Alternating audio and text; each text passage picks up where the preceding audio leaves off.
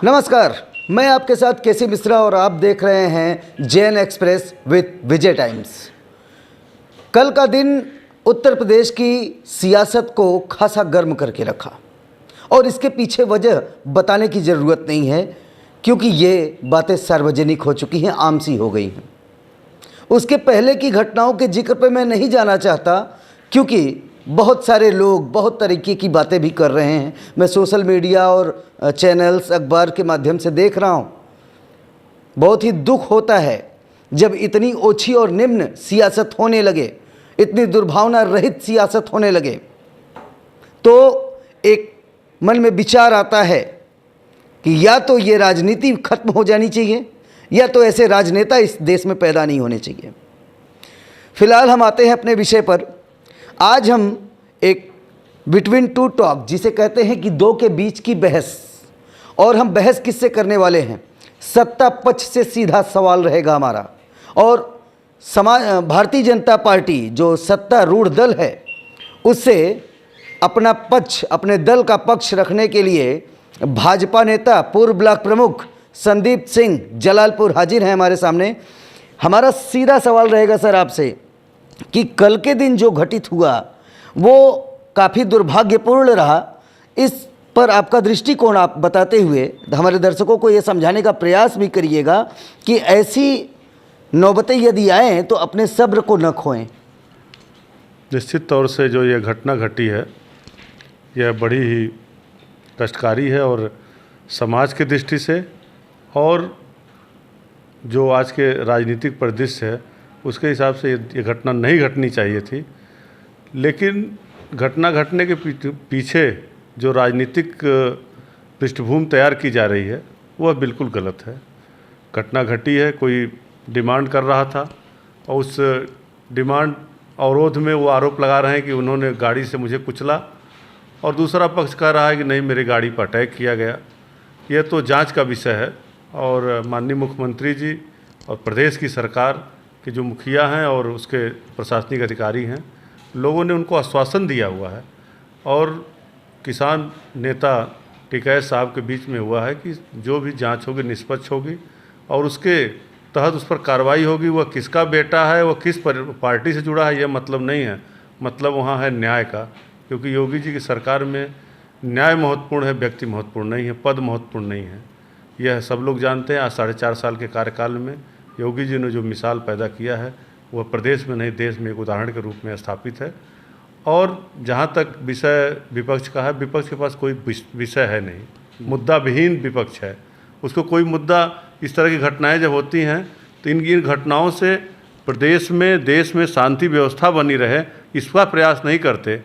वो इसमें घी डालकर ऐसा काम करना चाहते हैं कि आंदोलन को और आग बढ़े और इसमें और तेज़ी से जनता को, समाज को नुकसान हो, जातिवादी रूप से और व्यवस्था के रूप में, वर्ग के रूप में एक भड़काऊ भाषण देकर या वहाँ जाकर लोगों के बीच में एक भ्रम पैदा करने का काम विपक्ष कर रहा है, जो कि बिल्कुल निंदनीय है। लेकिन सर असेंबली के अंदर भी मैं देखता हूं कि पिछले 4.5 सालों से जब से भारतीय जनता पार्टी की प्रदेश में सरकार चल रही है और पार्लियामेंट में वो भी दिन देखने को मिला कि मिर्च स्प्रे और लत्तम जुत्तम पैजार तक चली है।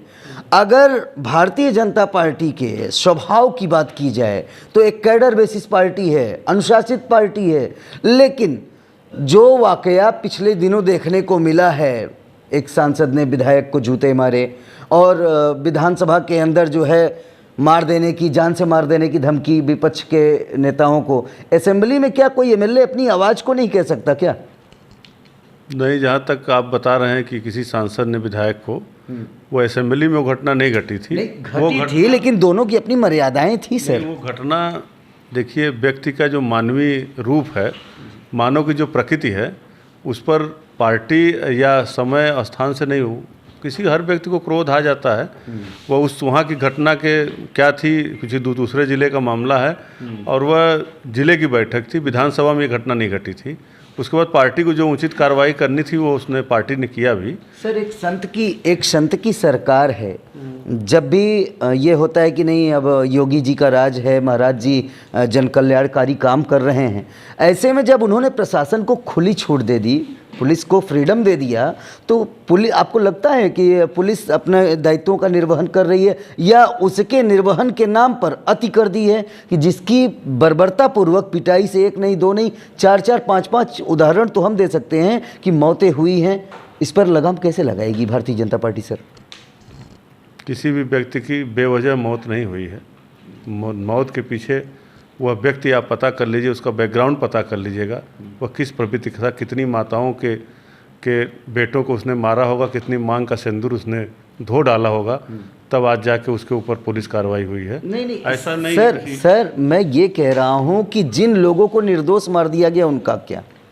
निर्दोष व्यक्ति मारा गया तो वो तो जांच का विषय है। योगी बाबा इसलिए नहीं केवल आशीर्वाद लोगों को देने के लिए बैठे हैं या लोगों को वहाँ जाएंगे मांग बुरी करेगा, वो आशीर्वाद भी देते हैं और जो अपराधी होता है उसको दंड भी देने का काम योगी बाबा करते हैं। योगी बाबा इसीलिए सत्ता में है और प्रदेश में नहीं, देश में उदाहरण का इसीलिए बनाया गया है। वो भगवान शंकर हैं, जो अच्छी पूजा करेगा उसको वरदान भी देते हैं और जो उनके साथ अड़बंगी करेगा उसको त्रिशूल भी चलाने का काम करते हैं। अच्छा। तो समाज में हर प्रकार के व्यक्ति हैं, समाज को सुरक्षित रखना है और प्रदेश को सुरक्षित रखना है, तो योगी बाबा जैसे लोगों का रहना बहुत ज़रूरी है। अगर अयोध्या में राम मंदिर बन रहा है और 370 अगर जम्मू कश्मीर में बढ़ा, तो वो उनकी जो विचारधारा है और इच्छा शक्ति है उसी से बन रहा है। जी। एक और प्रश्न मन में उठ रहा है सर, गठबंधन का जो दौर चल रहा है, सियासी समीकरण मजबूत करने में हर वो राजनीतिक दल लगा हुआ है, आप भी एक पार्टी विशेष के एक प्रखर चेहरे हैं। मैं आपसे जानना चाहूँगा कि भारतीय जनता पार्टी जो स्ट्रेटजी अपनाई हुई है इस बार, उससे कहीं ज़्यादा मैं देख रहा हूँ कि शिवपाल, ओवैसी और ओम प्रकाश, इन तीनों त्रिशूल के नोकों ने सबकी नाक में दम कर रखा। इस बात से आप इत्तेफाक रखते हैं? देखिए, लाख गठबंधन कर लीजिए, शिवपाल का अखिलेश जी का तो परिवार का गठबंधन है, वह कोई पार्टी गठबंधन नहीं है। लेकिन हो नहीं पा रहा परिवार गठबंधन देखिए नहीं हो पा रहा, उसका कारण है कि दोनों की महत्वाकांक्षाएं अति महत्वाकांक्षी हैं। और जहाँ अति महत्वाकांक्षा होती है वहाँ किसी की इच्छा पूरी नहीं होती। दोनों को लगता है कि अगर ये बन जाएंगे तो मुख्यमंत्री की दावेदारी को वो कर देंगे, इसलिए नहीं हो रहा। जहाँ तक गठबंधन की बात है, भारतीय जनता पार्टी उस समाज के साथ गठबंधन कर रही है जो समाज राजनीति में या समाज में पिछड़ा हुआ उसको जोड़कर राजनीति की मुख्य धारा में जोड़ने का काम कर रही है। निषाद समाज आप जहाँ पे देखेंगे, प्रदेश नहीं देश में किसी कोने पर नदियों के किनारे बसा हुआ ऐसी जाति के लोग हैं जहाँ पर विकास की जो प्रकाश पड़ना चाहिए वो कम पड़ा है। भारतीय जनता पार्टी ने प्रयास किया है कि ऐसे समाज को मुख्य धारा में जोड़े, इसलिए निषाद समाज से अपना गठबंधन किया है। और जहाँ तक किसानों का आंदोलन कर रहे हैं लोग, आप पटेल समाज जिसको हम लोग यहाँ पर तमाम प्रकार से लोग कहते हैं, उस समाज के लोग किसान हैं, अच्छे परिवार किसान हैं, बड़े बड़े परिवार के। उस समाज के लोग भी मुख्य धारा में नहीं जुड़े थे, इसलिए उनको लाया गया अपना दल के रूप में और वह आज देश में मंत्री हैं, प्रदेश में उनके मंत्री हैं, एमएलसी हैं, उनको प्रतिनिधित्व मिला। ओम प्रकाश और ओवैसी पर नहीं बोल रहे हैं आप? ओम प्रकाश जी का जो विचारधारा है वह बहुत तत्कालिक विचारधारा, वो तत्काल जो है किसी चीज़ पर चाहते हैं कि हमको तुरंत, वो जब उनको अवसर मिला तो स्वयं मंत्री बने और जब हुआ कि किसी को बनाया जाए तो अपने पूरे परिवार के कुनबे को लेकर बना दिए। और वो उनको मिला कि हमको विकलांग मंत्रालय मिला है, उनको चाहिए था गृह मंत्रालय, उनको चाहिए था लोक निर्माण मंत्रालय, जहाँ लूटने के लिए खूब पैसा मिलता। तो योगी जी की सरकार में ये सब संभव नहीं है और इसी का फ्रस्ट्रेशन था कि वो बार बार उल्टा सीधा बोलते थे। तो सरकार अनुशासन से चलती है, व्यवस्था से चलती है, इस तरह के बेवजह की टिप्पणी से सरकार नहीं चलती। तो ये तो हो गई ओम प्रकाश की बात, शिवपाल की बात, गठबंधन की बात, लॉ एंड ऑर्डर की बात और तमाम शासकीय व्यवस्थाओं की बात। लेकिन अब आते हैं एक ऐसे चेहरे पे जिसका भाजपा से कहीं ना कहीं कनेक्शन है। ऐसा मैं नहीं कहता हूँ, ऐसा विपक्ष के लोग कहते हैं। हैदराबाद के सांसद, AIMIM के chief Asaduddin Owaisi barrister. Sir, MIM chief Asaduddin Owaisi को ये कहा जाता है कि वो आपके एजेंट है, मतलब कि भारतीय जनता पार्टी के एजेंट हैं। ये विपक्ष कहता है, लगातार कहता है, वो प्रोजेक्टेड हैं। लेकिन आप बताइए कि इन बातों में कितनी सच्चाई है, फिर हम आगे का प्रश्न करेंगे आपसे। यह बिल्कुल गलत है। ओवैसी एक अतिवादी नेता है, वह एक धर्म विशेष के नेता हैं। हैदराबाद में अगर हमारी और पार्टी का हमारे एजेंट होते तो हैदराबाद में उनको हराने के लिए हमारी पार्टी नहीं चली जाती। यही तो बात खुलने नहीं देते हैं आप लोग, ये ऐसा कहते हैं। हैदराबाद में जिस तरह से भारतीय जनता पार्टी वहाँ चुनाव लड़ी है, जी, ओवैसी के नाकों में चना चबा दिया, तो ओवैसी से हमारा कोई संबंध नहीं है।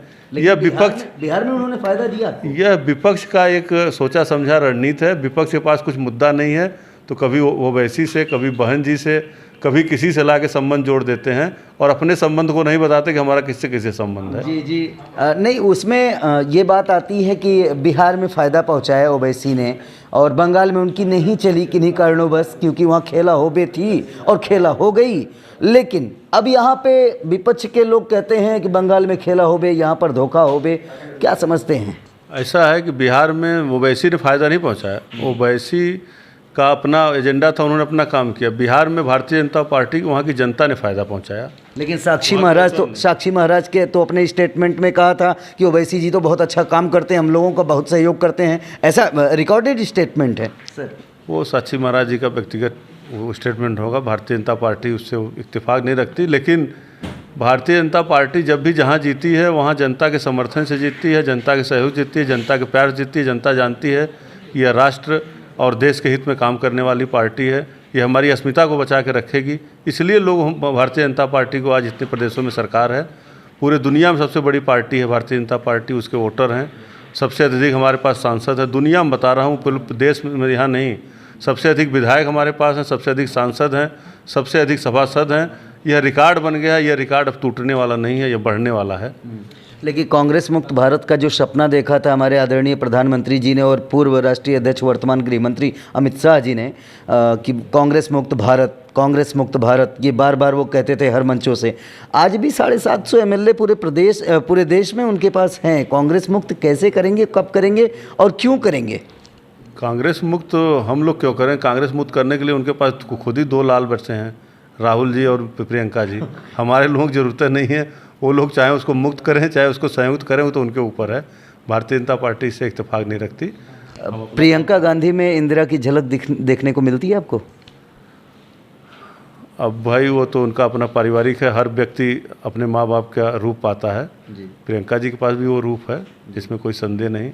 हमारा बेटा होगा तो कुछ रंग रूप हमारे बेटे का हमारे ऊपर आएगा ही, तो वो अपनी दादी का रूप पाई है, तो इसमें कोई बुराई नहीं, तो प्राकृतिक गुण है, होना चाहिए। तो भैया बहुत सारी बातें हो चुकी, बहुत सारी जानकारियां साझा की हैं आज भाजपा नेता संदीप सिंह जी ने, जिन्होंने ये स्पष्ट करते हुए कहा है कि 2022 की तैयारियां जोरों पर हैं और ओवैसी से हम लोगों का दूर दूर तक कोई लेना देना नहीं है। ये दुष्प्रचार का जो एजेंडा चला रहा है विपक्ष, ये कहीं से अपने आप में ठीक नहीं है।